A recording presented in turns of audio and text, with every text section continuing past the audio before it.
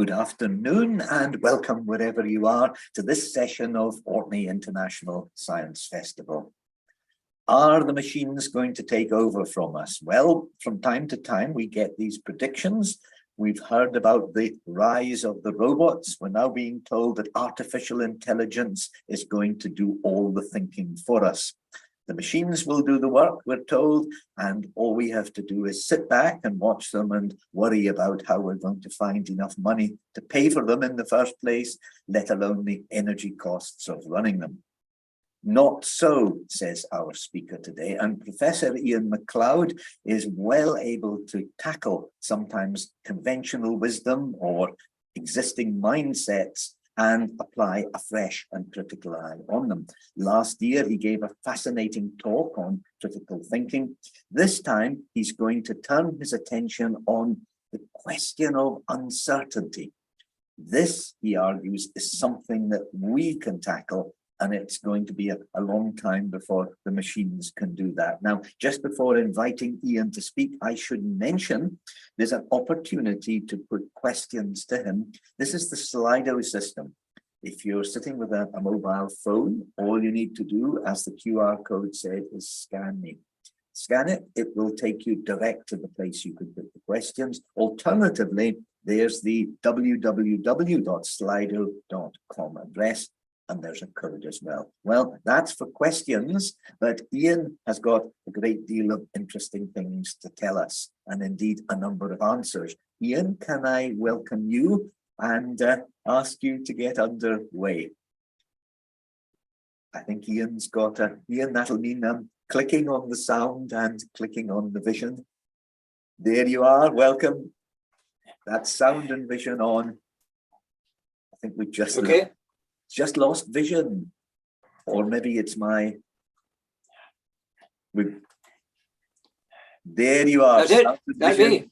I can step back and hand over to you here. Thank you very much. Thank you very much, Howie. Well, good afternoon, ladies and gentlemen. I'm really pleased to be speaking to you this afternoon. All my talks at the Orkney Science Festival have been about the same theme, but they are looking at it from different angles. And so I hope that you have heard, that those of you who have heard me before will find something new in what I say this afternoon. Excuse me a moment. There we go. So, oh, sorry, wait a minute, beg your pardon. Here we go. Yes. So central to my argument here is this spectrum of situations. I'm not sure about the wording here, but this is the best I can do. On the left hand is determinate, and that I intend that to mean it's about assessment of when you're assessing the outcomes of a determinate process. The result is based on logic alone. The result is either true or false, and that there's a single process and there are clear objectives. So that's the end of the spectrum. And on the right hand, the left hand end of the spectrum, the right hand end, we've got complex, uncertain. The situation is not determinate. There are no outcomes that are true. Assessment of outcomes is based on logic and evidence leading to judgments. And there are interacting processes and competing objectives. I'm going to try to explain all that to you in the talk. So this is the CU spectrum, complex uncertainty spectrum for lending. And I'm using the term managing complex uncertainty to mean working across the spectrum. And I'm using the term system planning, meaning managing complex uncertainty for larger projects. So that's the basis of what I'm going to talk about. Now, I'm going to start with two examples for this spectrum. This is a question at the determinate end of the spectrum. And it's a question from an examination paper in the 2018 Higher Engineering Science paper. It's a structural engineering question because I'm a structural engineer, and therefore I know a wee bit about what this is. So that's usually an advantage. You know something of what you're talking about.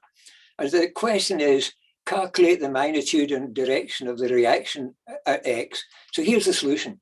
That's the the answer, if the student wrote that down, they would get full marks.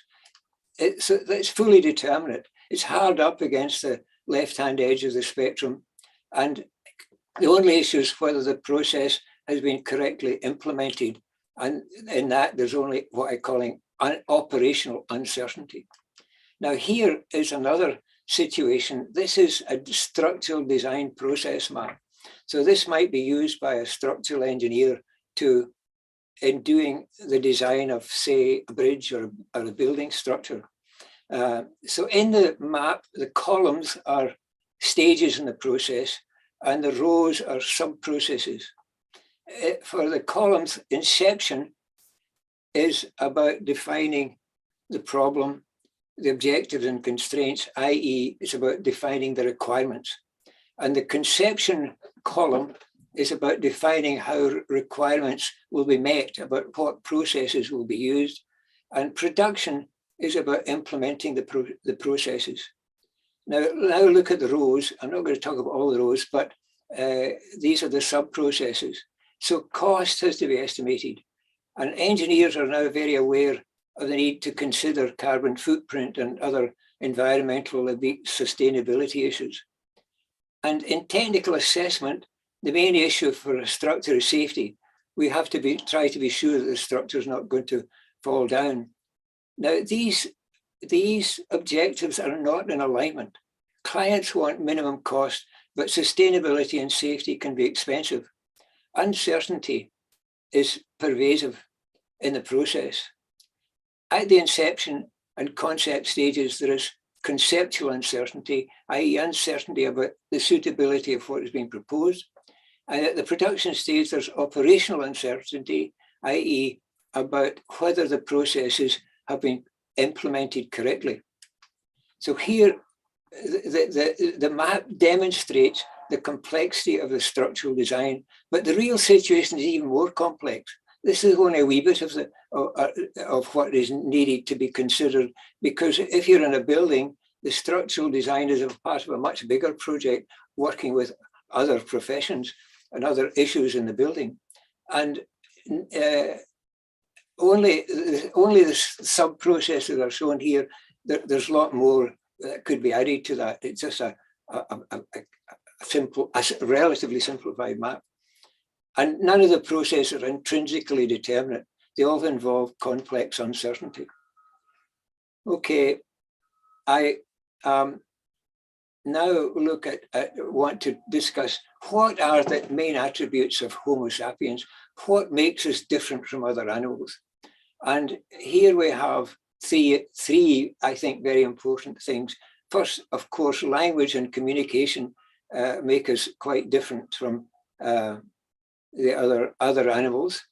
And we're very good at making things. The manual dexterity we have is quite remarkable. But also, system planning is something that we are very, very good at. I don't know if you read this book, Sapiens, by Yuval Harari, but in that he says that because of language and cognitive skills, early humans were able to hunt in much larger packs than other animals. They could cooperate much better. They could manage complex uncertainty. They could do system planning. So it's a fundamental ability that we have. So let's look at some system planning at scale, the big things that we've done. The Normandy landings represent possibly the most complex logistical exercise ever undertaken. System planning at a very high level.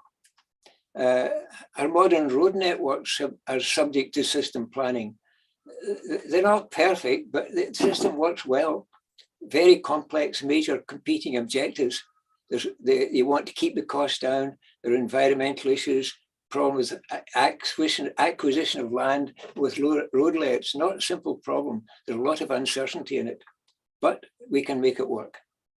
And in the 1960s, the US government allocated 2% of its GDP to putting a person on the moon.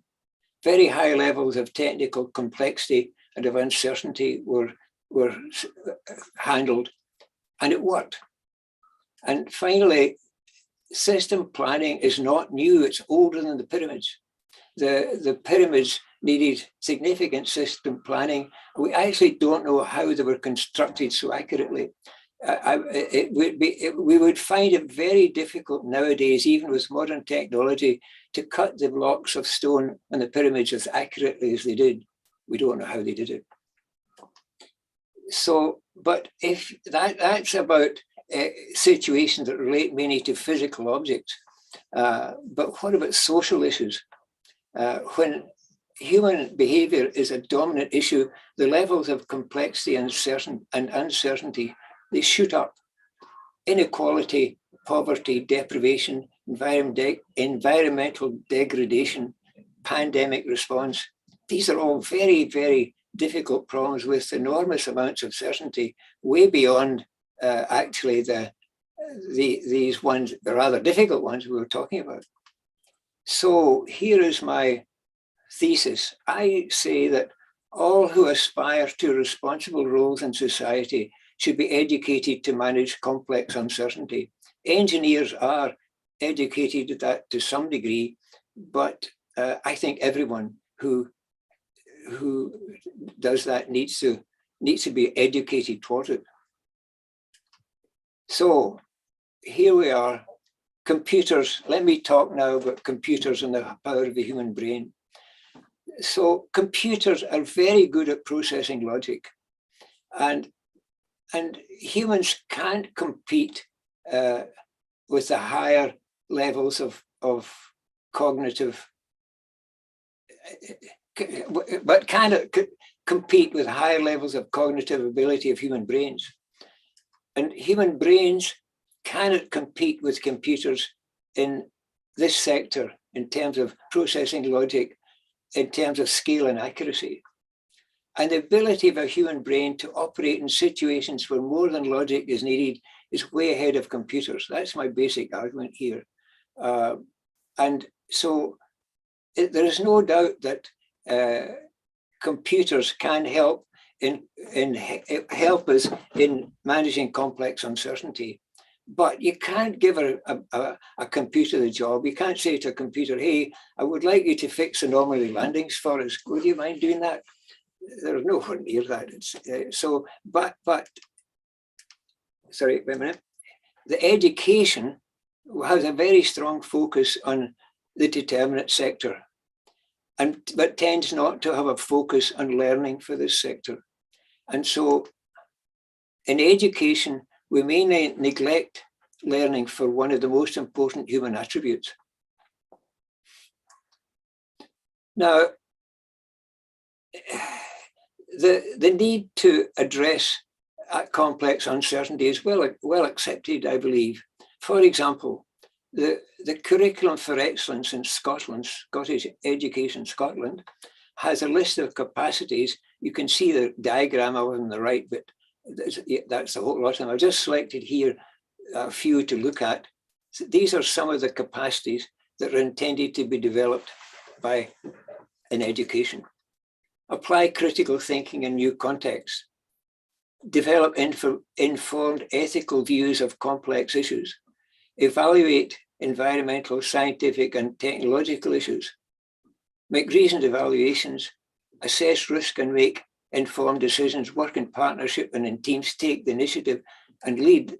The words uncertainty and judgment are not used in that list, but they're implied. And it's no clear from that list that the intention is that students will learn to address complex uncertainty. So let me discuss engineering education in relation to this issue. In the 19th century, the engineering professors struggled to get agreement for a degree course in engineering. This is William Rankin, the professor at Glasgow, second professor of engineering at Glasgow University, a genius. And he had great difficulty in persuading the Senate, and he managed to persuade the Senate at Glasgow to have a degree in engineering science. That's all they would accept, because they thought that the practice of engineering they deemed it not to be sufficiently rigorous for university study, too much complex uncertainty, maybe a bit too much hands-on, not rigorous enough. But in the 1980, the Finnison report was published and accepted. And that proposed that the practice of engineering should be addressed in engineering courses, and degrees became BEng, MEng, and design projects were introduced as a core component of the curricula. I think this was a really important and beneficial change. But I think that the subject teaching in engineering has yet to catch up with this new philosophy of learning for professional engineering. I'm not going to go into that in any great detail, but I will discuss it to some degree. Now, Donald Schoen was a professor at MIT, a professor of planning, I believe, but he was a bit of a philosopher.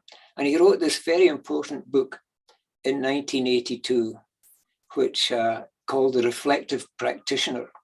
And here's a quote from it. According to the model of technical rationality, the view which has most powerfully shaped both our thinking about the professions and the relations of research, education, and practice, consists in instrumental problem solving made rigorous by the application of scientific theory and technique. In other words, technical rationality assumes that it's possible for the professions to operate at the determinate end of the CU spectrum. At least that's how I interpret it. So, and Sean's argument was that all professions were required to adopt the technical rationality, not just engineering. And in order to gain academic acceptance for the study of the disciplines, and that was a bad bargain. Here's another quote from him. Increasingly, we have become aware of the importance to practice of complexity, uncertainty, instability, uniqueness, and value conflict, which do not fit the model of technical rationality. I think that's a very good statement of the situation. So let's look at how technical rationality was not enough for the pandemic response. So the need for management of complex uncertainty was revealed by the COVID-19 pandemic. We were told that we should listen to the science. We did listen to the science, but it became clear that the scientists did not have the sufficient information and that what they advised may not have been the most effective strategy. The objectives were in conflict, a lot of uncertainty, limit the economic damage, minimize the number of deaths. Technical rationality is very important. So it's very important to listen to the science, and technical rationality should be used to the limits of its potential. But often, maybe normally, something more than technical rationality is needed. There was complex uncertainty, judgment was needed.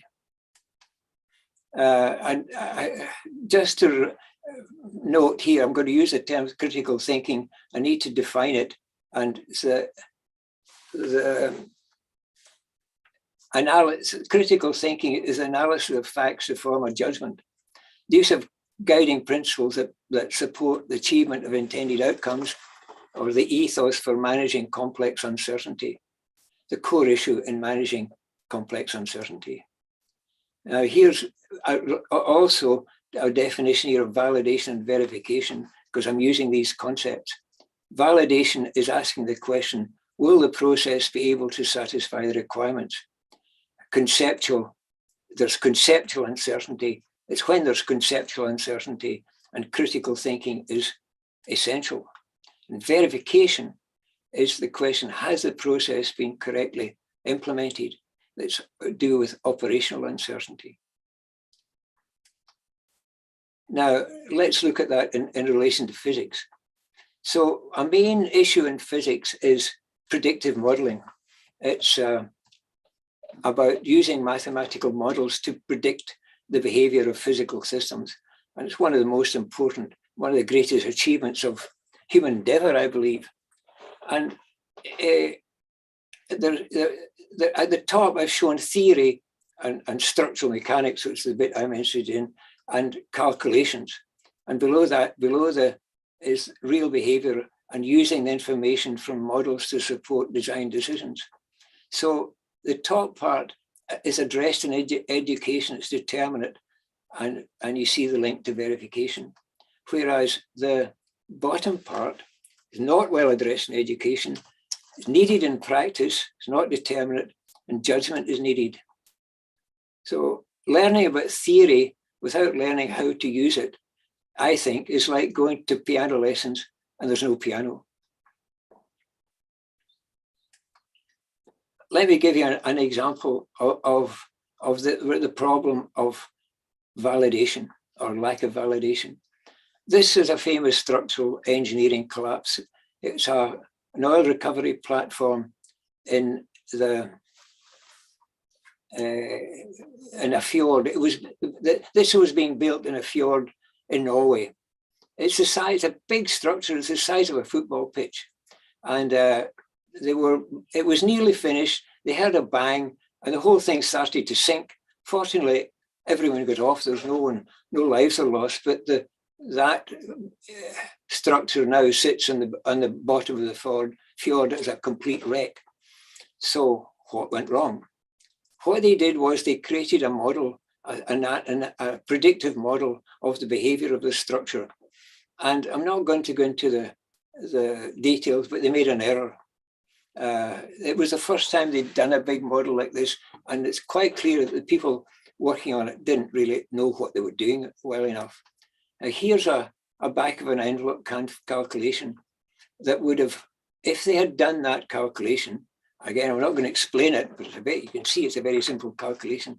If they had done that calculation, which shows that the actual stress in the structure was 3 newtons per square millimeter, whereas the allowable was 1, then that would have prevented the failure. It would have saved 700 million loss. So the model was not properly validated. Critical thinking was needed, but wasn't used. The validation of models tend not to be addressed in education. Exercises that students work on do not need validation. This is just one example of why it's important, I think, that we go beyond beyond the determinate sector in the spectrum. So the traditional principle in education was that you learned the basic science at university and then how to use it in practice.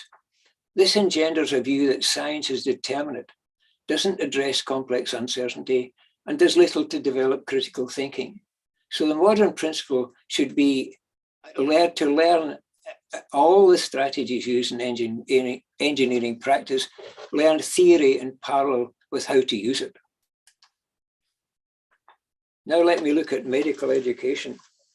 A patient has symptoms, and in a traditional examination, for medical students, the examiners know what's wrong with the patient, and the student gets good marks if they find a solution that is in accordance with what the examiners believe is the problem. It's a determinate situation. And what about this situation? A patient has symptoms. The doctor does a test that shows positive for a wasting illness that has no known cure. The patient commits suicide, but the test was a false positive. Tests can also give false negatives. There can be unreliability in a test, even in the absence of mistakes in the process. And here's another example of where most people, all of our people find a problem here. The doctors have a problem. Sometimes they can't find anything's wrong with you. And I don't think that they tend to do well. My experience, they tend not to do well in that situation. As far as I know, medical education is doing better with respect to uncertainty, but traditional education was heavily focused on technical rationality. I have experience of doctors performing badly when they couldn't make a diagnosis. Now, let's look at mathematics. Mathematics is fundamentally determinate apart from statistics, which is the mathematics of uncertainty in data. And this book by Sharon McGrain on what the Bayes rule is very interesting book. It's quite a big book, and it's the story of the theorem, and it reads like a novel. Bayes was an English clergyman in the 18th century, and he devised a method of predicting the probability of an event based on prior knowledge of conditions that might be related to the event. Mathematicians do not want to use it because it requires a value to be guessed at the start. This was deemed to be unscientific. The mathematicians prefer to use data for a starting point. The method was, as McGrain describes, was rediscovered from time to time and found to be very useful, and then fell into disfavor for different reasons. It's now used widely, for example, in pattern recognition algorithms. And mathematicians prefer to avoid the uncertainty of it. But in real world situations, the uncertainty has to be addressed. So the book shows that statistics can give very good support for addressing complex uncertainty,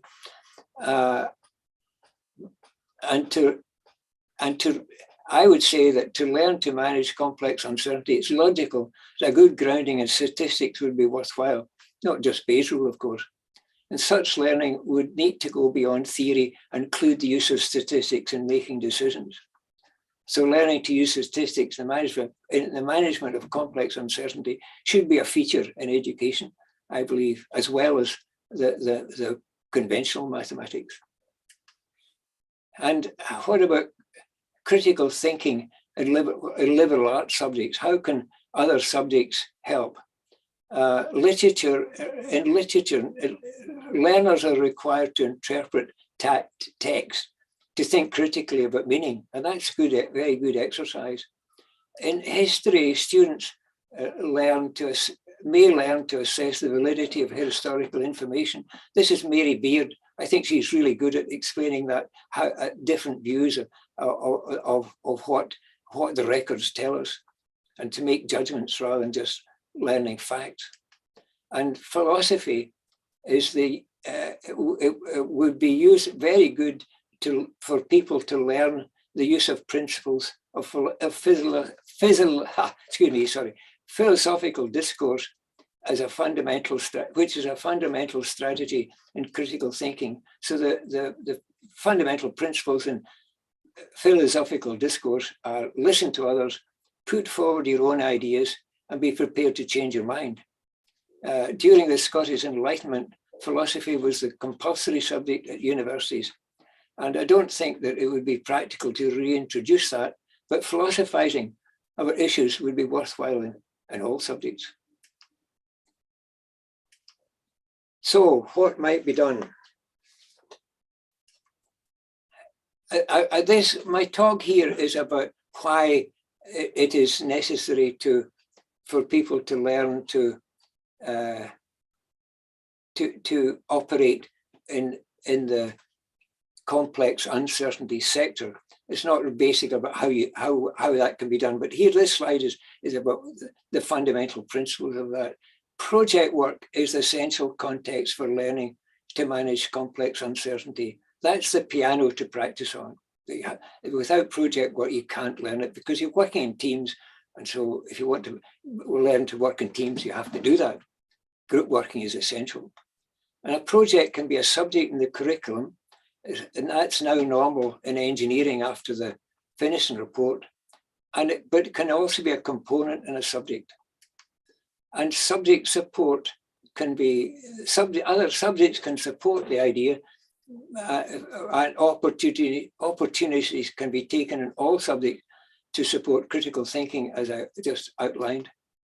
And what's needed in particular is guidance, resources for examples, training, research and development. It's not going to happen. You can't have a revolution. We have to have an evolutionary approach to this, because if you try to do it too quickly, it won't work, and it needs resource to to get it going. So in the determinate sector, one acquires subject knowledge, facts, concepts, calculations. It seems that a human brain cannot have too much of such knowledge. The core memory of a brain is very large. Some of this knowledge is essential, but much of it is speculative in terms of its use in later life. It seems to me that the subject matter in the later high school years is mainly speculative, but getting good general education is very worthwhile. I'm not arguing against the fact you shouldn't get that speculative information. I think it's very good, but the recognizing that it is speculative is important. And in critical thinking, when managing complex uncertainty, how you think, the thought process that guide your actions, i.e. critical thinking, is no less important than subject knowledge. So, why is learning for complex uncertainty important in education? Well, critical thinking is the core skill and it's attitudinal. And that if it's something that's attitudinal, that's best learned from an early age. You don't want to, you want to start early and get good habits of mind rather than bad ones, or none at all. And secondly, those expected to score well in school examinations are likely to assume responsible roles in societies, for which critical thinking is an essential skill. Learning for that skill will not be speculative, it will be needed if you have a responsible role. Thirdly, the problems that we face across the spectrum of human endeavor, personal, local, national, global, are dominated by complex uncertainty. And human brains, fourthly, human brains have high potential for successful management of complex uncertainty, and computers can't do that. They can help, but you can't pass that on to the computers. And in the present state of technology, I don't think there's no sign of that happening in any near future. So I don't think we need to be worried a wee bit about AI taking jobs, but not about taking over upper roles in complex problem solving. So the arguments in favor of extending education in the complex, uncertain sector, I think, are overwhelming. So that's my case. I rest it. Thank you. Iain, that is fascinating, and you've certainly been stimulating the questions. I should just say, I could mention a reminder for anyone who has a question and hasn't yet put one in, of our Slido link. Scan it. That takes your mobile phone to it, or there's the www.slido.com. And now here's the first several questions, Iain, on AI specifically. First one just says, to sum up, is it correct to say that AI can only help with deterministic problems, but in fact, when it comes to complex problems, it's much less use? Well, I think the much less use is right, but what's being done in AI, I think, is very good, and we can't say that it won't be able to help more in the future. It is helping. For example, I mentioned pattern recognition. I mean, the pattern recognition algorithms are now much, much better than they used to be, and obviously it will get into we will be able to do better with it. But and of course, computers are very good at the determinate stuff. But basically, there's no prospect, in my view, of AI going all that far into. We want to use it as far as we can in the support of managing complex uncertainty, but I don't see it as being nowhere near taking over it. Nothing to fear. Nothing to fear. And here's a question about the rate of AI applications that are now appearing. The questioner asks, with that rate now of new AI applications, would you say it must be difficult for graduates to keep up with the newest modeling methods? Well, it's always the case. It's difficult for graduates to keep up with the technology. The technology is burgeoning. And that is why the idea of working in teams with complex uncertainty, because of all these new things, is becoming more and more important that work in teams. And education doesn't help much with that. There's not much team working when you're learning at school. And it is coming in well in engineering, but I don't think it's doing so well in other subjects. Everyone should learn to work in teams so that you can bring in all these things. Everyone, no person can get anywhere near the competence to cover all these things. So you bring in the people, the experts. But here's the really important thing. When you bring in an expert, you need to recognize that the expert might be a wee bit blinkered by his competence, his or her competence. And that you don't want necessarily to believe what they say, or you want to challenge them in it. Yes. Well, in fact, here's a question about attitudes and mindset. The questioner asks, how do we implement these matters that you're recommending? How do we implement? Because often those at threat from correct, complex uncertainty understanding are the very people who are blocking the road to its uptake. In other words, it's the problem, the old problem of the establishment. Absolutely, absolutely. You're perfectly correct. And that's a really serious problem. And this is why we want to start educating people. That's my point about attitudinal thing. You want to learn about critical thinking from an early stage so that you don't develop these attitudes that the people have about that they're right. And there's a serious problem in management of autocratic management, that managers tend to think they call the shots and they should do everything should be done on the basis of what they say. But it's a really bad approach. We need to have collaborative work with teams. And here's a question about subject boundaries, because you made the point, the importance of bringing in philosophy, and the method of philosophizing to physicists, to engineers, and so on. That then means the traditional subject boundaries that start at school, where science goes one way and philosophy goes the other, and then science splits into physics, biology, chemistry. Each of these splits and keeps splitting. And the questioner asks, are you saying a merging and a greying of subject boundaries are needed so that indeed in future we might see less or even erasing of some of those subject boundaries that we are binding us in today? Absolutely, absolutely. The silo effect in subjects is much too heavy. I mean, you have to sit down and learn some things, but the working across the boundaries, and this is where project work would come in. Where if you have a project work, then you bring together people with different ideas and you learn from them. But I think also that teachers need to work more closely together. The tradition in education is that at least in university education, the teacher is given a syllabus and they just do it the way they want.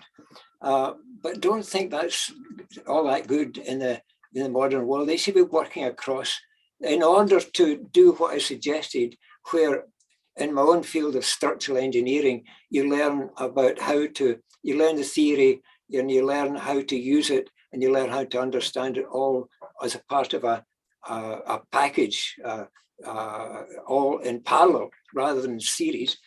Then in order to achieve that, the teachers need to get together and work out a strategy of achieving that. And if you do that, I think the learning will be much more appropriate. And here's a question about the introduction of AI in engineering. The questioner asks, does AI in engineering enhance or deter creativity? Well, this is where the validation problem comes in. In some cases, it most certainly does. For example, in diagnostics, AI has proved to be very good. And I read articles where they say that AI gives better medical diagnostics and will work out the logic of court cases better than than the doctors and the lawyers. But you don't want to rely on that either. So you want to have a combination of things in these cases. And so the AI needs to be integrated into this system with critical thinking in mind. Yes. Question now specifically about building sustainability, about buildings, their sustainability, and the legislation to govern that. Is the legislation at the moment on buildings enough to combat the climate crisis? No, but it's not, definitely not. And in order to make a change, we need better legislation. But this is where the uncertainty and the conflicting objectives comes in, because if you push up the standards for buildings, you're going to push up the cost, and you're going to make it more difficult for lower income people to live. Maybe push up the cost of buildings. Even if you're not buying the house, if you're renting, it's going to make it more expensive. So a very good example of where the situation is not as simple as you think, and you need to take account of all the issues. So yes, absolutely, we want to improve the building stock. It's a very difficult problem. We definitely should be working hard on it, but it's a very complex, uncertain problem. And now a question about education. You mentioned medical education and diagnosis in many ways is the art of dealing with complex uncertainty. But diagnosis comes quite late in the medical student's career, because first, traditionally anyway, comes 3 years that are absolutely packed with facts and information on physics, chemistry, biology, anatomy, physiology, that really requires a great deal of memory work. Is there a case for turning the 6-year medical training on its head and actually starting with diagnosis? Well, that wouldn't be necessarily, you don't need to turn it on its head. You want to start with learning the facts and the theory, but you don't need to then neglect the practical issues. And I think Donald Schoen was right, that we're hooked on technical rationality, and we want to bring in at an early stage the realization that it's not enough. And you can only do that with examples. Now, the medical profession has tried to bring in problem-based learning. But I think that the problems that we're working on were too determinate. Well, we want them to be determinate, but they're too high a proportion of what were determinate. And you want to bring in problems that are not determinate. And for individuals may well want to change their thinking, may want to open up their thinking, but how do they do it as individuals? Well, that's a good point. I think people should coach themselves to be better critical thinkers, and we should make information available as to how that might be done.